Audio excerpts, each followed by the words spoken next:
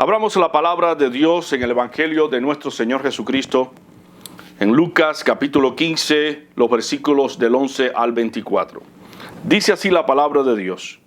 Y dijo un hombre, tenía 2 hijos, y el menor de ellos dijo a su padre, Padre, dame la parte de la hacienda que me pertenece. Y les repartió la hacienda.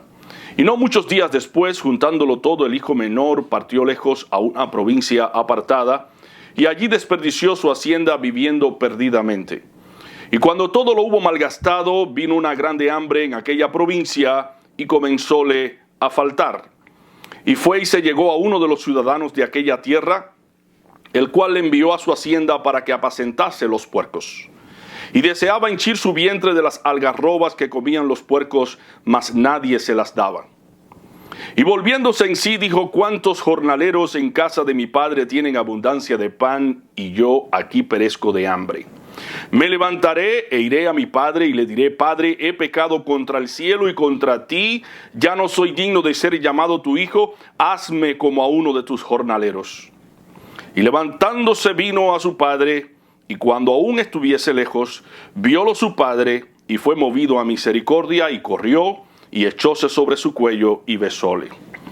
Y el hijo le dijo, Padre, he pecado contra el cielo y contra ti, ya no soy digno de ser llamado tu hijo. Mas el padre dijo a sus siervos, sacad el principal vestido, y vestidle, y poned un anillo en su mano, y zapatos en sus pies, y traed el becerro grueso, y matadlo, y comamos, y hagamos fiesta, porque mi hijo muerto ha revivido, habíase perdido y es hallado, y comenzaron a regocijarse. Que el Señor haya la bendición a la lectura de su palabra. En el mundo occidental, si un hijo viene a su padre en vida a pedirle por anticipado la hacienda que le corresponde, el padre le tilda de desconsiderado, desleal y malagradecido. Porque la distribución de los bienes solo tiene lugar, solo tiene espacio después de la muerte del testador. Sin embargo, en el mundo oriental esto era una costumbre aceptada y apropiada. Un padre tenía 2 hijos y el menor de ellos dijo a su padre, Padre, dame la parte de los bienes que me corresponde. El padre accedió a la petición y le dio los bienes. No muchos días después, juntándolo todo, el hijo menor se fue lejos a una provincia apartada. Alguien podría tildar la actitud de separarse del hogar como una actitud mala. El acto de separarse no es malo. Algunos de nosotros, por causas justas, nos hemos separado de nuestros padres. El separarse de los padres por haber contraído matrimonio es algo digno. Dice la palabra, dejará el hombre a su padre y a su madre, y se unirá a su mujer, y serán una sola carne. Tampoco es una actitud mala separarse de los padres por cuestiones del Evangelio. Dice el Señor, cualquiera que no dejare padre o madre por causa de mí y del Evangelio no es digno de mí. Mucho menos es malo separarse del hogar de los padres por asistir a la universidad o algún curso educativo. Pero lamentablemente la idea de muchos de separarse del hogar no es por causas honorables, sino por causas pecaminosas. Me voy del hogar para usar el internet como yo quiero. Me voy del hogar para que nadie me esté preguntando a dónde voy y por qué. ¿Por qué regresé tarde al hogar? Me voy del hogar para poder tener relaciones amorosas, libres, con quien yo quiera. Como decían algunos en los tiempos de Pablo, las viandas para el estómago y el estómago para las viandas, y lo aplicaban al concepto del sexo libre. Decían en ese tiempo, el sexo es para el cuerpo y el cuerpo para el sexo, tanto lo uno como lo otro va a perecer. Al final de cuentas, vamos a vivir una sola vez sobre esta tierra y hay que darse todos los gustos que uno pueda. Pablo refuta este concepto en 1 Corintios 6:13, diciéndonos, no, el cuerpo no es para la fornicación, sino para el Señor, y el Señor para el cuerpo. Las personas que piensan así, que el cuerpo es para la inmoralidad sexual, han perdido el sentido noble y puro que tiene la vida y terminan perjudicando la vida de ellos y de otros. Muchas enfermedades venéreas son hoy resultados de la inmoralidad sexual. Dentro de ellas está la enfermedad del SIDA. Jesús pone como ejemplo aquí en la escritura que hemos leído al hijo menor que se va de la casa con las motivaciones incorrectas para prostituirse en los vicios y placeres de los pecados. Este sentido de dar riendas sueltas a todos los placeres sigue en boga hasta el día de hoy.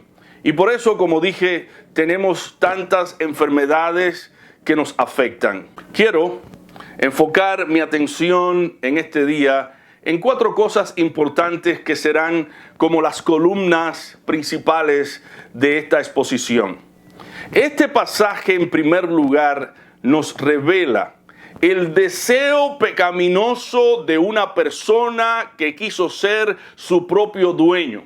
En segundo lugar, este pasaje nos revela la errónea apreciación que se tiene en ocasiones de la vida. En tercer lugar, se nos presenta la precipitación con que podemos actuar en la vida sin mirar las consecuencias. Y en cuarto lugar, se nos presenta la mendicidad con que podemos nosotros actuar al persistir apartarnos de nuestro Padre Celestial, sabiendo que con Él lo tenemos todo. Pasemos a considerar el primer punto de esta exposición, el primer aspecto a tratar. Aprendemos en este pasaje lo primero que nos revela el texto, y es el deseo pecaminoso que hay en nuestros corazones de querer ser dueños de nuestra propia existencia. Parafraseadamente, el hijo menor de la parábola le estaba diciendo al padre: Padre, dame lo que es mío para controlarlo yo.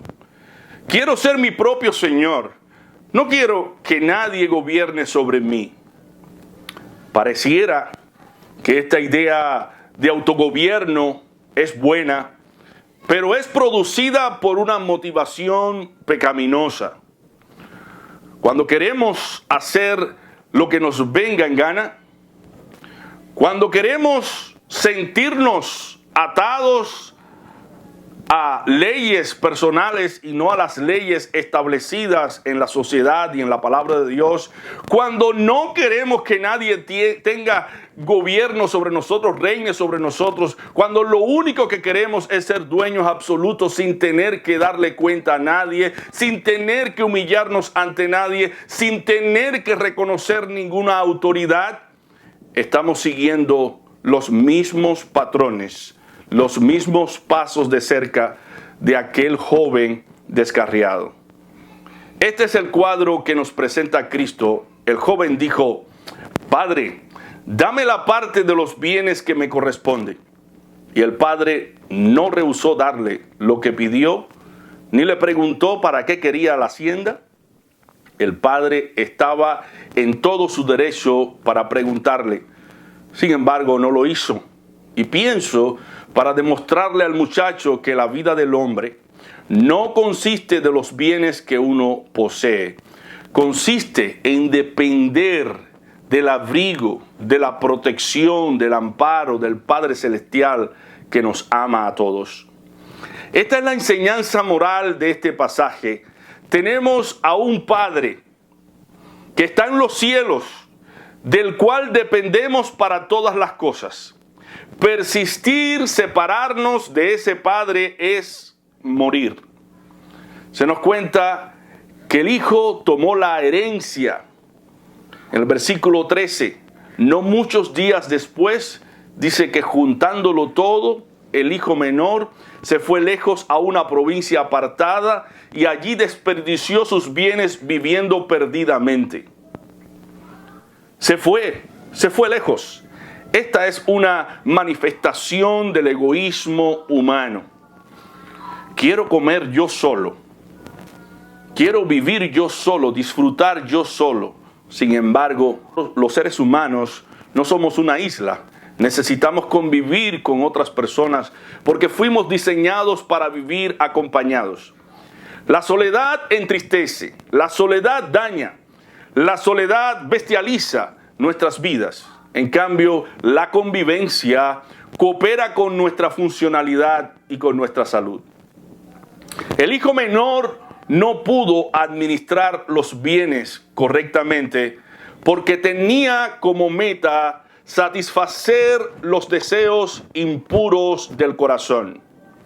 Se nos dice que desperdició sus bienes viviendo perdidamente. No importa, hermanos y amigos, cuánta fortuna tengamos.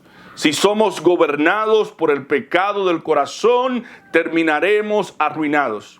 Si perdemos la batalla contra los deseos impuros del corazón, terminaremos perdiendo la batalla afuera también. No atajar a tiempo la codicia, la lujuria, el mal pensamiento, los deseos pecaminosos que nos llevarán a la ruina física y espiritual es un fracaso. Dijo Cristo a los fariseos en Mateo 23:26. Fariseo ciego, limpia primero lo de dentro del vaso y del plato, para que también lo de afuera sea limpio. Ocúpate en limpiar tu corazón, de lo contrario, tus acciones no serán puras. Tus acciones serán impuras. Deja de codiciar pensamientos de adulterio porque terminarás adulterando. Deja de acariciar pensamientos de avaricia porque terminarás robándole a otro. Deja de acariciar la posición de otros, las riquezas de otros, porque terminarás cometiendo crimen. Crimen de homicidio, ya sea verbal o físico. Cada uno de nosotros cosechará el fruto de sus pensamientos. Ni tu peor enemigo puede dañarte tanto como tus propios pensamientos. Entonces, esto nos lleva a la segunda cosa que nos enseña este pasaje. Ya vimos que tener deseos de ser dueños de nosotros mismos, cuando nuestros deseos son pecaminosos, nos hace daño. Pero también nos hace daño tener una errónea apreciación de la vida. Esto es lo que veremos en segundo lugar en esta parte del pasaje bíblico. La errónea apreciación que se tiene en ocasiones de la vida. Pensamos que podemos ser felices buscando nuestros placeres lejos de Dios. Pero es un error. Terminaremos dañándonos a nosotros mismos. Versículo 14 nos dice el pasaje: y cuando todo lo hubo malgastado, vino una gran hambre en aquella provincia y comenzó a faltarle. ¿Qué le comenzó a faltar? Le comenzó a faltar los recursos que mal había invertido en el vicio del pecado. Dijo Stephen Lawson: el pecado deslumbra, luego deleita, pero engaña. Luego destruye hasta que al fin condena. El hijo pródigo fue presa de sus deseos de pecado, se deleitó en ello malgastando todo lo que tenía en el pecado, y finalmente tuvo hambre y comenzó a faltarle todo: la herencia que le dio el padre y el cariño, el afecto de su padre. El hijo pródigo se sintió devastado, pero aún así él seguía sin reconocer su pecado, su condición. Muchas veces eso sucede también en nuestras vidas, que cayendo bien bajo, todavía pretendemos vivir sin Dios, sin buscarle a Él, sin preferirle a Él en nuestro corazón, y terminamos arruinando nuestras vidas. Las promesas de Dios son fieles, son verdaderas. Dice la palabra Jeremías 17:5, así ha dicho Jehová, maldito el varón que confía en el hombre y pone carne por su brazo y su corazón se separa de Jehová. Sigue diciendo la historia que cuando el hijo menor se vio sin nada en la ruina, el versículo 15 dice, fue y se arrimó a uno de los ciudadanos de aquella tierra, el cual le envió a su hacienda para que apacentase cerdos. De la posición de hijo heredero pasó a la posición de apacentador de cerdos. Creo que en la Biblia no hay un animal más representativo o repulsivo para representar al pecador que el puerco. Porque así como el puerco ama el cieno, la suciedad, de igual forma el pecador ama la inmundicia y suciedad del pecado. ¿Quieres ver más suciedad que lo que es el pecado? El pecado es engañoso, cruel, asesino, tormentoso. Debido al pecado hay muertes de inocentes en el mundo, matrimonios destruidos, naciones devastadas y una sociedad enfermiza y condenada al infierno. Y lo que más nos debe hacer pensar es que el pecado no está fuera de nosotros, sino en cada uno de nosotros, y debemos vivir alertas con el pecado. Porque aunque el pecado ha sido destronado, ha sido herido por el Evangelio, el poder del Evangelio en nuestros corazones, en nosotros todavía mora el pecado y él sigue siendo nuestro enemigo, sigue haciéndonos la guerra cada día para sentarse nuevamente en el trono de nuestro corazón. Y cuando el pecado logra sentarse en nuestro corazón, afecta nuestra apreciación correcta de las cosas de la vida. Dijo el pastor John Piper, si el pecado derribó al hombre más fuerte, Sansón, al hombre más sabio, Salomón, y al hombre conforme al corazón de Dios, David, entonces puede ser muy astuto, dominante y derribarte a ti también. Velad y orad. El pecado es esa naturaleza caída y pecaminosa que todos tenemos dentro, que con sutileza nos seduce porque nos cambia el color del cristal a través del cual miramos y nos engaña y luego nos hace justificarnos con pretextos vanos. El pecado nos lleva a precipitarnos. Esto es lo tercero que vamos a ver en el pasaje de hoy. La precipitación con que podemos actuar en la vida por causa del pecado sin percatarnos de las consecuencias. El hijo pródigo se precipitó, se adelantó en usar la herencia, estando en vida su padre, para gastarla en el pecado sin mirar las consecuencias, y terminó como un pordiosero, deseando llenar su vientre de las algarrobas que comían los puercos. Dice el versículo 16, y deseaba llenar su vientre de las algarrobas que comían los cerdos. Esa fue la posición que obtuvo, cuidar de los cerdos.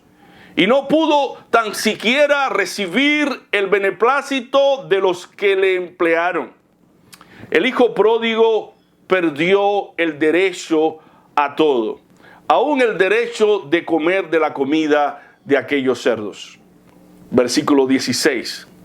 Y deseaba llenar su vientre de las algarrobas que comían los cerdos, pero nadie le daba.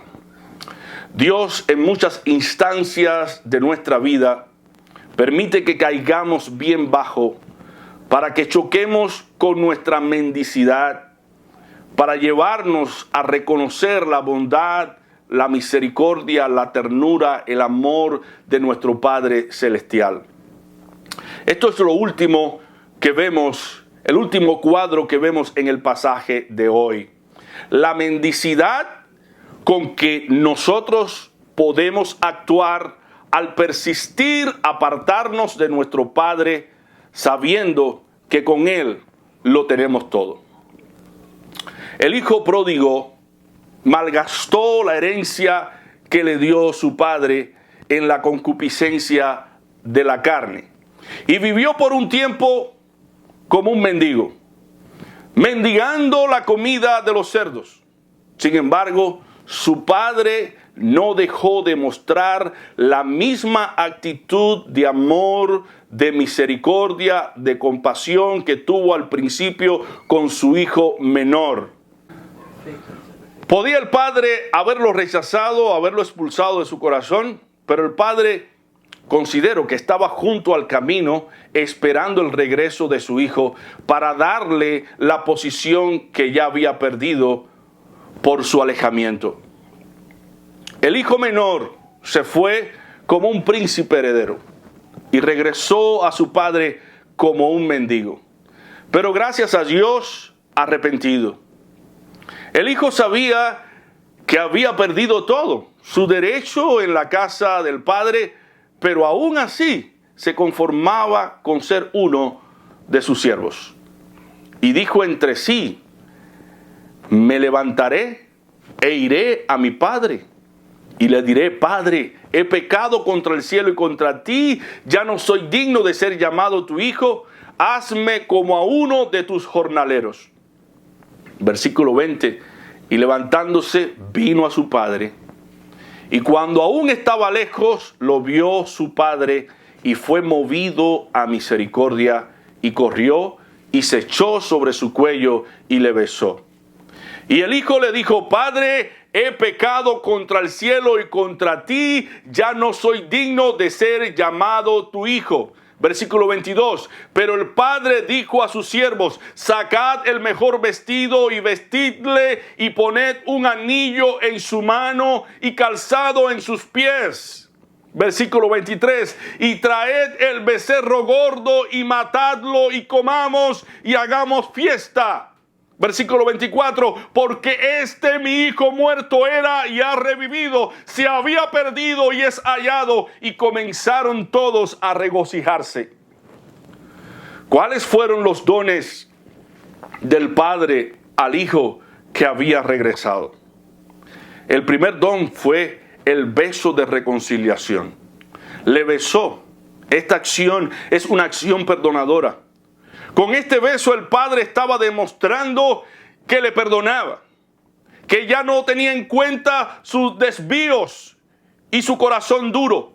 En la cultura oriental el beso era una prenda de reconciliación y de paz. El padre dio el beso antes que el hijo pudiera decir una sola palabra.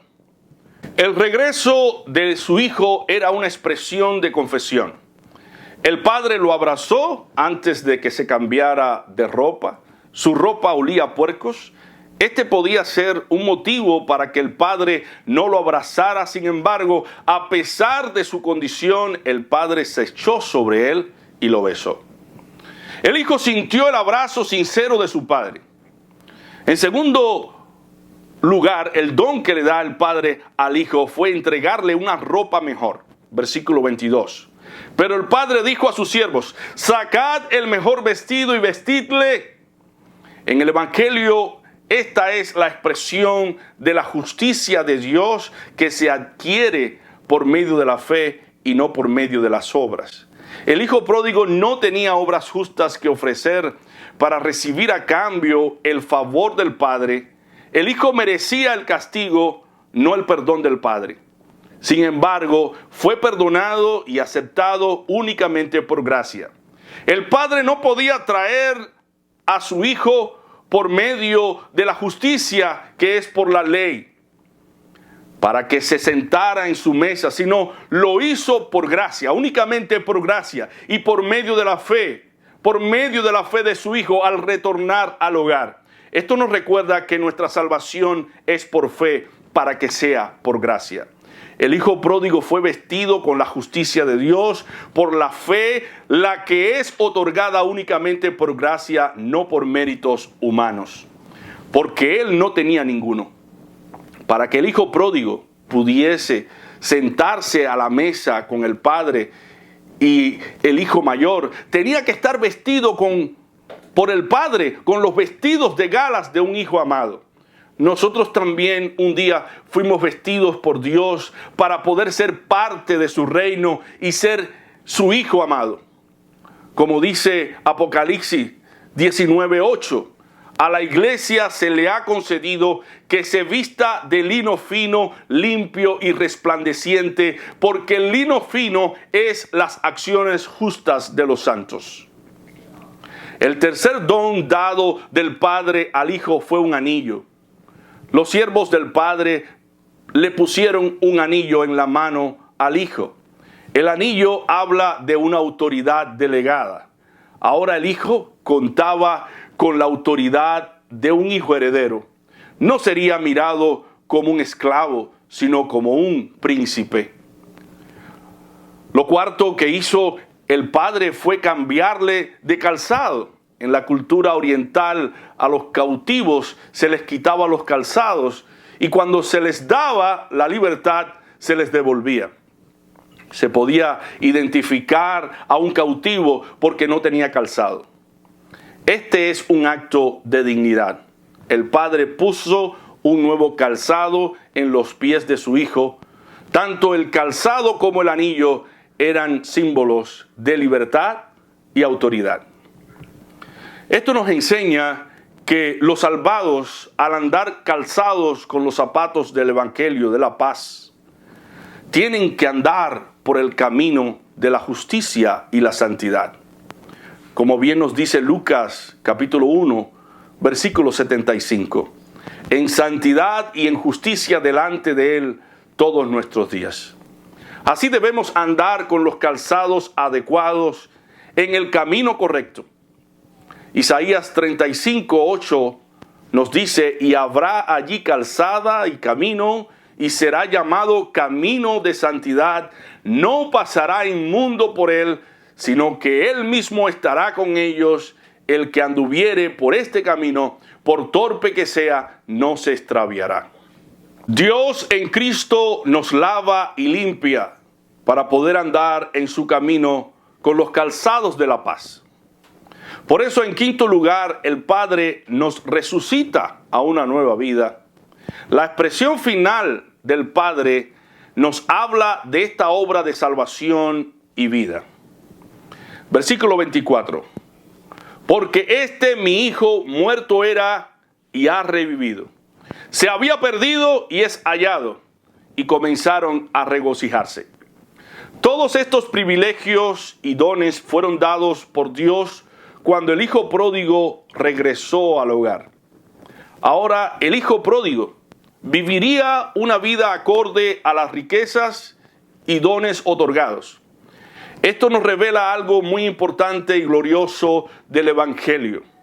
Nosotros somos aceptados a pesar de lo que somos por el Señor, para que dejemos de ser como somos y nos parezcamos cada vez más a Cristo, que es la imagen perfecta de Dios mismo.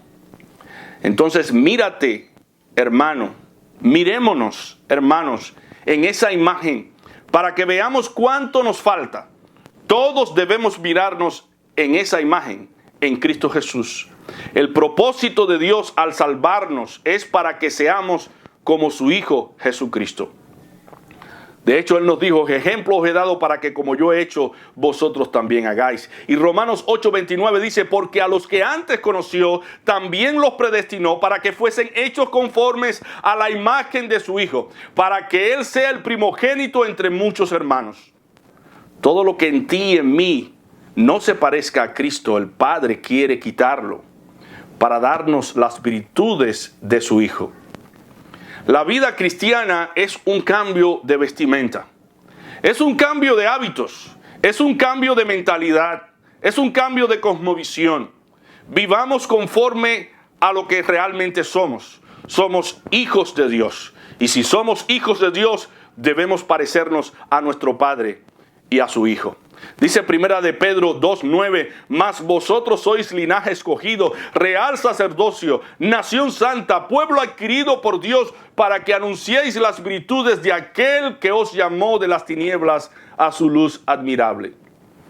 Quisiera terminar con algunas aplicaciones prácticas para nuestra vida cristiana.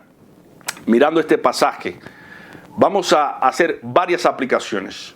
Hermanos y amigos, sepan que en primer lugar el Padre está dispuesto a dejarnos ir tras el pensamiento de nuestros corazones para que nos demos cuenta que nada en la vida tiene sentido sin el Padre. Si tú has estado buscando satisfacción fuera de Dios, yo te digo, y también la palabra de Dios te lo dice, no serás feliz, terminarás jadeando, ahogándote por la misma maldad y corrupción que hay en tu corazón. Tu propia maldad es la que te mata. Nuestra propia maldad es la que nos mata. Dice la Biblia, matará al malo la maldad. Deja de confiar entonces, amigo, hermano, en tu corazón que está lleno muchas veces de maldad, porque así lo dice Jeremías 17:9, engañoso es el corazón más que todas las cosas y perverso, ¿quién lo conocerá? Por tanto, deja los designios de tu corazón, vuélvete a la casa del Padre. El Padre está esperando tu regreso. Acógete a los estándares del Padre. Ven a la fuente. En segundo lugar, el Padre está dispuesto a demostrarte que el mal peor en la vida es vivir en una provincia apartada sin sus leyes y preceptos que te guardan. Las leyes de Dios son como un muro de protección para nuestras vidas. No son una camisa de fuerza para que nosotros vivamos una vida amargada e infelices. No te dejes prejuiciar por los conceptos que este mundo tiene, que Dios quiere amargarte la vida con sus mandamientos. No. Ama los mandamientos de Dios porque fueron creados, fueron diseñados para proteger tu alma y para proteger mi alma. Una de las evidencias de que amamos a Dios es que amamos su palabra. Si la palabra de Dios te aburre, te duerme, no te anima, no te deleita, entonces debes llegar a la conclusión que verdaderamente tú no amas a Dios. Porque dice Cristo en Juan 14:23, el que me ama, mi palabra guardará, y mi Padre le amará y vendremos a él y haremos morada con él. El que ama a Dios guarda su palabra, no para ser salvo, sino porque es salvo. Y por el motivo de que lo es, aprecia y valora las riquezas de esos mandamientos y de esos preceptos. El joven rico, por ejemplo, amaba más las riquezas que a Dios. Y cuando fue invitado por Jesucristo a renunciar, se fue entristecido. Hermano, revisa tu amor hacia Dios, porque no sentir amor hacia Dios es lo que nos lleva al pecado muchas veces. El que ama a Dios evita ofenderlo en todo tiempo. La verdadera libertad está en hacer la voluntad de Dios, porque Dios ligó la libertad y la felicidad nuestra con su voluntad. Mientras más hagamos la voluntad de Dios, más felices seremos. Fuimos diseñados de tal forma que no producimos ni funcionamos bien apartados de Dios. Cuando tú sientes que Dios no te ama y que tú no amas a Dios, piensas, como pensaba el hijo pródigo, en vivir en una provincia apartada para llenar el lugar vacío de Dios en tu corazón con otras cosas. Pero no vas a poder ser feliz en esa provincia apartada. Vas a padecer de hambre espiritual, porque no solo de pan vivirá el hombre, sino de toda palabra que sale de la boca de Dios. También, en tercer lugar, otra aplicación que encontramos en este pasaje, el Padre está dispuesto a dejar que nuestras actitudes y acciones nos causen dolor para que nos convenzamos que es dura cosa dar coces contra el aguijón. Nadie podrá abusar de la bondad, la misericordia y el favor de Dios sin sufrir las consecuencias de sus acciones. Dice Gálatas 6:7, no os engañéis, Dios no puede ser burlado, pues todo lo que el hombre sembrare, eso también segará. Por tanto, si estás apartado de Dios, vuélvete. Vuelve a casa, porque la vida fuera de Dios no es segura ni tiene sentido. Todos los que se separan de Dios terminan destruidos en esta vida y destruidos en el infierno. El caos y la desgracia no es otra cosa que la ausencia de Dios. Si Dios no está presente, no está presente la vida, porque Dios es la vida, la misma vida. Por ejemplo, apartarse de la casa a otra provincia para ver pornografía, para tener sexo libre con quien uno quiera, que no sea la pareja de uno, para ir a lugares impropios donde Dios no estaría ni daría su visto bueno, pervierte nuestros sentidos, nuestra verdadera meta de la vida y nos lleva al asesinato espiritual.